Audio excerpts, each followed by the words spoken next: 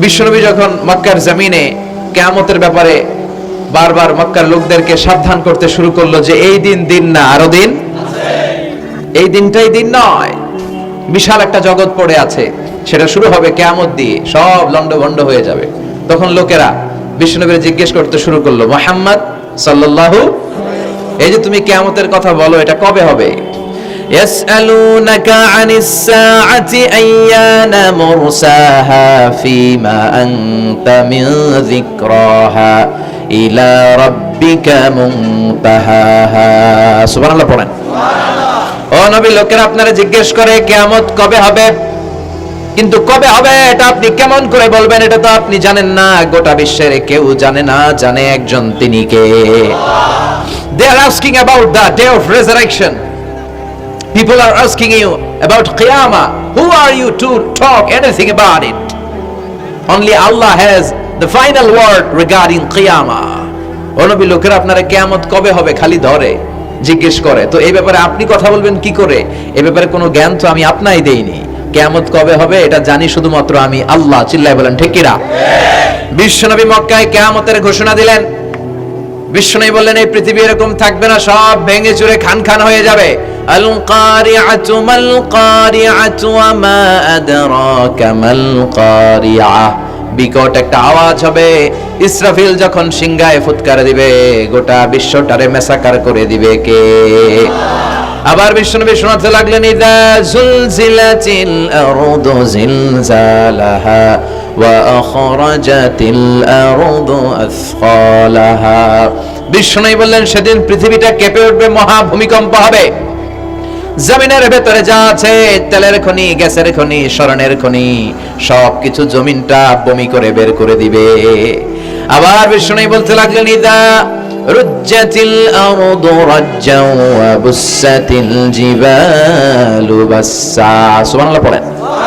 জমিনটা কেঁপে উঠবে, পাহাড়গুলো ভেঙে চুরে দুমড়ে মুচড়ে যাবে, গোটা বিশ্বটা কেঁপে উঠবে, সাগরের বুকে দাউ দাউ করে আগুন জ্বলবে।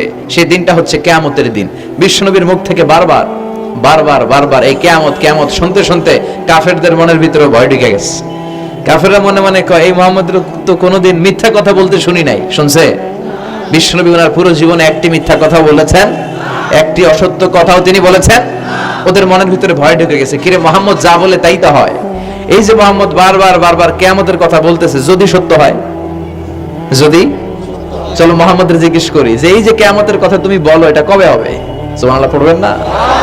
সবাই এসে জিজ্ঞেস করলো, মুহাম্মদ তুমি তো মিথ্যা বলো না, তুমি সত্যবাদী আর সাদিকাল আমিন, তুমি বলো কিয়ামত হবে, আমাদের জানতে বড় মন চায় কিয়ামত যে হবে, কিয়ামতটা কবে হবে? আল্লাহ তখনই আয়াত নাজিল করে বললেন, নবী ওরা জিজ্ঞেস করে কিয়ামত কবে হবে, কিন্তু আপনি বলবেন কেমনে? বলতে পারে একজন, তিনি কে? ইন্নাস সাআতা লাআতিয়াতুন লা রাইবা ফিহা ওয়ালাকিন্না আকসারান নাসি লা ইউমিনুন। আল্লাহ বললেন কিয়ামতটা হবেই হবে, এতে কোনো সন্দেহ নাই। সন্দেহ আছে নাকি? এটা কিন্তু ঈমানের সাথে সম্পৃক্ত। কিয়ামত যে হবে আমাদের কারো সন্দেহ আছে? কারো সন্দেহ নাই। কারো কি এমন ক্ষমতা আছে যে কিয়ামতকে আটকায় দিবে? অসম্ভব। কিয়ামত হবেই, কেউ কিয়ামতকে ঠেকায় রাখতে পারবে না। এটা হবে, কিন্তু কবে হবে কেউ জানে না, একজন ছাড়া, তিনি কে? ইন্নাল্লাহা ইনদাহু ইলমুস সাআহ। আল্লাহর কাছে আছে এই কিয়ামতের জ্ঞান, কেউ এই জ্ঞান রাখে না। সাইয়েদনা জিবরাইল বিশ্বনবীকে একবার প্রশ্ন করলেন, ইয়া রাসূলুল্লাহ সাল্লাল্লাহু আলাইহি ওয়াসাল্লাম, মাতা সাআহ, এই যে আপনি কিয়ামতের কথা বলেন, এই কিয়ামতটা কখন হবে? বিশ্বনবী বললেন, মাল মাসউলু আনহা বিআলামা মিনাস সাইল। ও জিবরাইল, তুমি যেমনি জানো না, আমিও জানি না। সুবহানাল্লাহ পড়ে।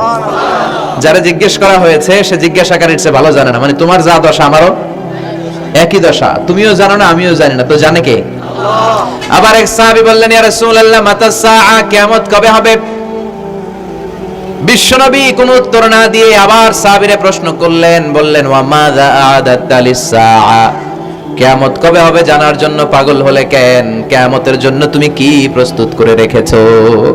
সাহাবী বলে, মা আ'দাতু লাহা শাইআন ইয়া রাসূলুল্লাহ, ইয়া রাসূলুল্লাহ আমি কিয়ামতের জন্য কিছুই প্রস্তুত করতে পারি নাই, ইল্লা আন্নী উহিব্বুল্লাহ ওয়া রাসূলুহু, তবে একটা জিনিস আছে, সেটা কি? সেটা হচ্ছে আমি আল্লাহরে আর আল্লাহর রাসূলরে বড় ভালোবাসি। বিশ্বনবী বললেন, ফা ইন্নাকা মা আমান আহবাবতা, তুমি তো ভালো জিনিসে জোগাড় করেছো, জেনে রাখো, তুমি যাদেরকে ভালোবাসো কিয়ামতের দিন জান্নাতে ঢুকে কিয়ামতের পরে জান্নাতে তাদের সাথেই তুমি থাকবা। যার সাথে যার ভালোবাসা তার সাথেই তার জান্নাত। চিল্লায় বলেন ঠিক কি না? তাহলে বোঝা গেল এই কিয়ামত হবেই।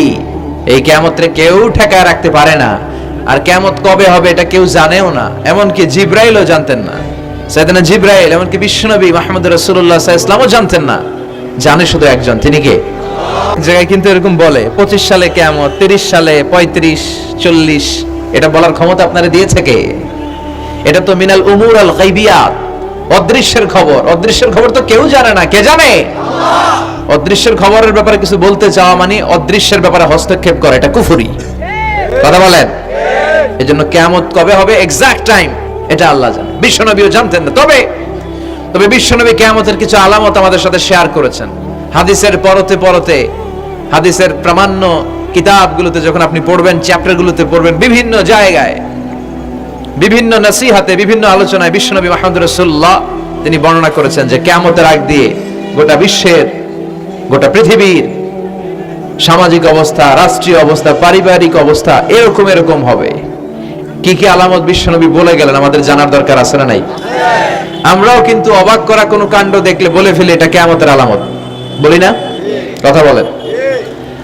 আমরা যদি বেহায়াপনা দেখি, বিশেষ করে ধর্মপ্রাণ মুরব্বী যারা আছে, এরা বেহায়াপনা দেখলে সহ্য করতে পারে না। এরা বলে এগুলো কিয়ামতের আলামত। আছে না নাই? কিয়ামতের আলামত।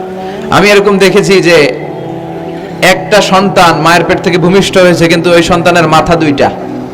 কয়টা? আছে না নাই? তো এগুলো দেখলে আমরা কি বলি? কিয়ামতের আলামত।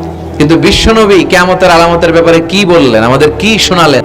আপনি বিশ্বনবীর মুখনিসৃত এই বাণীগুলো যদি শুনেন যে কিয়ামতের আলামতের ব্যাপারে বিশ্বনবী কি বলেছে, শুনলে আপনার গা শিহরিয়ে উঠবে। আপনার মনে হবে বিশ্বনবী যেন এই 21 শতাব্দীর দিকে তাকিয়ে তাকিয়ে বলে গিয়েছিলেন। মনে হবে যেন বিশ্বনবী বাংলাদেশের এই পরিবেশটা দেখে দেখে বলেছেন। প্রায় প্রতিটাই আমাদের সমাজের সাথে, আমাদের দেশের সাথে, আমাদের পরিবেশের সাথে খাপ খেয়ে যায়। কিয়ামতের আলামতগুলো দুই ভাগে বিভক্ত। একটু আওয়াজ করে উত্তর দিতে হবে, কয় ভাগ? একটা ছোট আলামত আর একটা বড় আলামত। চিল্লায় বলেন একটা, আরেকটা, আবার বলেন একটা, আরেকটা। বড় আলামত মোট 10টা। কয়টা?